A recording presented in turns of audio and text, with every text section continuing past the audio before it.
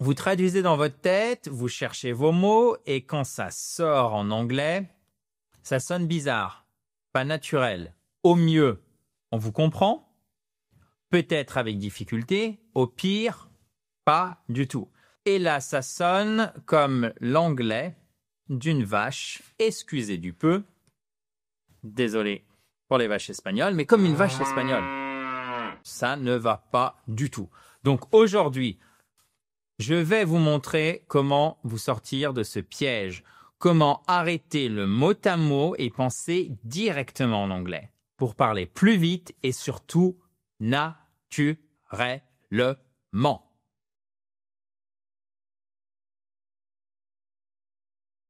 Premier problème, l'anglais n'est pas du français en anglais. Je répète, l'anglais n'est pas du français en anglais. En français, on dit « je passe un bon moment ». En anglais naturel, c'est « I'm having a good time », pas « I'm passing a good moment ». Littéralement, « I'm passing a good moment » ne veut rien dire pour un anglophone, ça sonne faux. L'idée ici, c'est pas de vous culpabiliser en employant un horrible et très prononcé accent français. C'est vraiment de mettre les choses en contraste parce que on parle vrai, d'accord? Donc, to pass, ça veut dire passer, d'accord? Mais ça ne suffit pas pour traduire mot à mot puisque la phrase que j'ai prononcée juste avant, elle sonnait vraiment faux. Vous avez un deuxième problème, ce sont les faux amis. She passed her exam yesterday. Ça veut dire elle a réussi son examen. Et pas elle a passé son examen hier. Si je voulais dire ça, elle a passé son examen hier, je dirais she took her exam yesterday. Ça, c'est un vrai piège. Le troisième problème, c'est le mot à mot avec les expressions qui sont typiques, authentiques. Un natif dira spontanément « What's up ?» pour dire quoi de neuf. Si vous traduisez mot à mot, ça devient « Quel est le haut ?» What is up? Dit comme ça, c'est franchement ridicule, c'est incompréhensible. Et pourtant, c'est une des phrases les plus courantes en anglais. What's up? Quatrième souci, j'allais dire problème, ouais, soyons plus positifs. Souci, problématique, la grammaire. Regardez.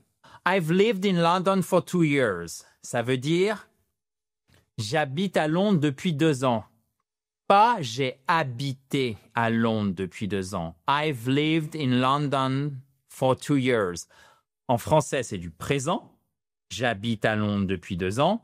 En anglais, c'est du present perfect. C'est pas du tout le même temps pour dire la même chose dans chacune des 2 langues. Donc, ce que j'aimerais que vous reteniez, c'est que le mot à mot, au mieux, il vous ralentit. Il rend votre anglais maladroit, pas naturel. Et surtout, il va vous faire dire des choses fausses. Si vous voulez parler un anglais correct, il vous faut une autre méthode. Ça tombe bien. Voyons comment. Chers amis, chez I Speak Spoke Spoken, notre mission, c'est de vous permettre de vous exprimer en anglais avec aisance et avec plaisir. C'est pourquoi nous avons résumé ce cours dans de belles slides bien mises en forme, bien carrées. C'est en libre accès, c'est pour vous. Si vous voulez les récupérer, vous cliquez sur le i en haut à droite ou sur le lien qui est dans la description de la vidéo, donc juste en dessous. Maintenant, continuons.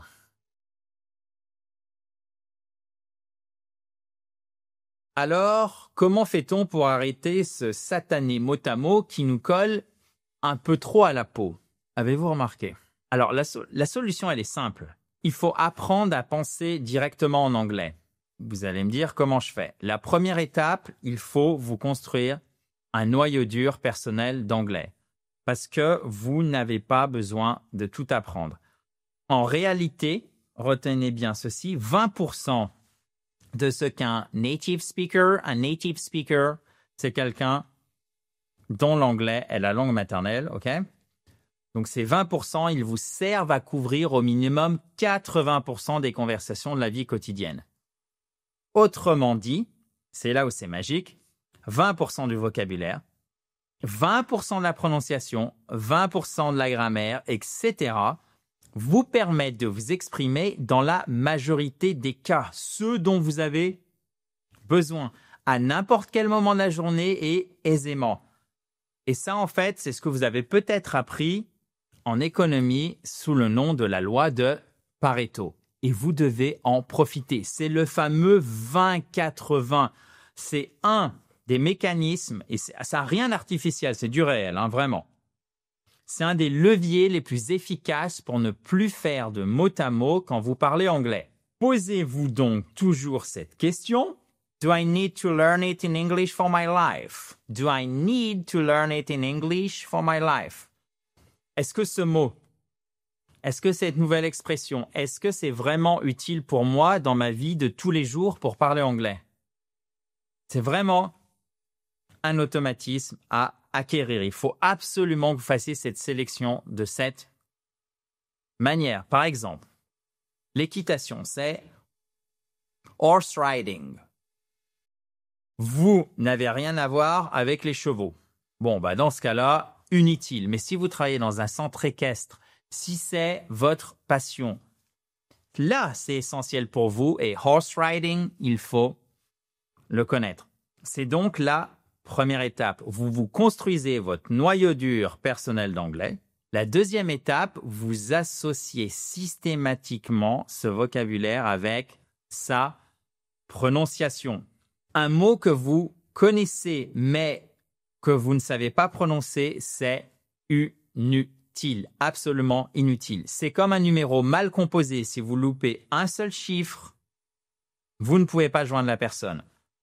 Donc, si vous loupez la prononciation, vous ne pouvez pas vous exprimer correctement. Troisième étape, après la sélection du bon vocabulaire, après la prononciation, pour éviter l'écueil du mot à mot, il faut simplifier vos phrases. En français, on dit par exemple « J'aimerais savoir si vous pourriez m'aider avec ce problème ». En anglais naturel, vous pouvez traduire comme ça, beaucoup plus simple. « Can you help me ?» Et si vous voulez être un petit peu plus poli, et c'est mieux, c'est vraiment du bon anglais, vous pouvez dire « Could you please help me ?» Could you please help me? Attention, le L dans could ne se prononce pas. C'est pas could you. Non, c'est could you please help me? OK? Donc, simplifiez vos phrases. Ensuite, quatrième étape, apprenez des chunks. Un chunk, c'est littéralement un bloc de langue. Car l'anglais, ce n'est pas une addition de mots isolés, d'accord? C'est pas 1 plus 1 plus 1 plus 1, non. Ça marche ensemble, tout ce qu'il y a dans une phrase. C'est une musique avec des morceaux, c'est un peu comme des mesures déjà prêts qui composent notre morceau. Un natif, par exemple, il va pas dire « at the end of the journey ». Il va dire « at the end of the day » pour dire « au final ». Littéralement, c'est à la fin de la journée. Il va pas dire simplement très souvent « How are you, mais how are you doing? How are you doing? Comment ça va ?» Quand vous connaissez ces chunks, ces blocs de langue, vous n'avez pas besoin de traduire la phrase. Vous n'avez plus besoin de traduire mot à mot. Vous avez des blocs prêts et donc faire la phrase est beaucoup plus simple et devient presque un automatisme. Bref, le mot à mot, au mieux, vous ralentit. Il rend votre anglais maladroit et pas naturel. Et surtout, il vous empêche d'être compris. Imaginez un anglophone qui traduit mot à mot en français. Ça va sonner faux. Vous souriez et parfois vous ne comprenez même pas ce que la personne veut dire. Et c'est aussi gênant pour vous que pour elle. C'est peut-être exactement ce qui se passe quand vous traduisez en anglais. La solution, on l'a vu, justement, arrêtez de traduire. Pour ça, vous construisez votre noyau dur d'anglais, le vôtre, votre noyau personnel. Seul vous savez si horse riding est intéressant ou pas. Vous apprenez la prononciation. Vous simplifiez vos phrases. Vous voyez, quand je me rapproche de la caméra, c'est que là, je deviens vraiment sérieux. Et vous utilisez des chunks. Noyau dur personnel de vocabulaire, prononciation, simplifiez vos phrases et chunks, des morceaux de phrases tout près. C'est comme ça que vous allez parler vite, clair et surtout naturellement. Donc, souvenez-vous de cette phrase et répétez, s'il vous plaît. Avec moi, don't translate, think in English. Encore une fois. Don't translate, think in English. Et dès aujourd'hui, vous essayez. Ne traduisez pas. Passez directement en anglais et je vous jure, vous verrez la différence. C'est plus dur d'essayer que de le faire régulièrement. Puisque n'oubliez pas une chose, chers amis. Yes, you can speak English. Okay?